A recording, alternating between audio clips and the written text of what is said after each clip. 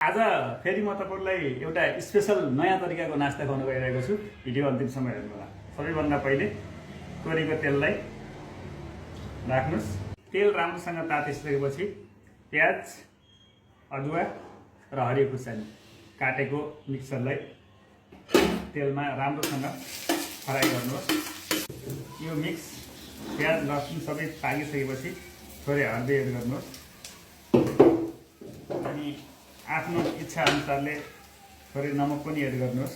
पाकिसकेपछि टमाटरलाई एड गरेर राम्रोसँग पकाउनु होला। पाकिसकेपछि त्यो सिमला मिर्चलाई चर्लक्क लामो लामो गरी काटेर एड गरिदिनु होला।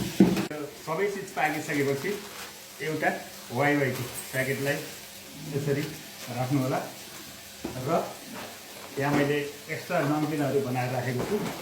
यसलाई नमकिनलाई पनि यहाँ यसरी एड गर्नु, तपाईँको इच्छा अनुसार एड गर्नु होला।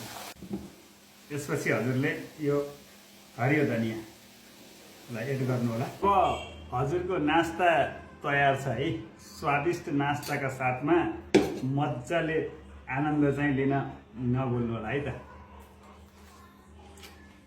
नम्बर 1 बनाएर खानु होला।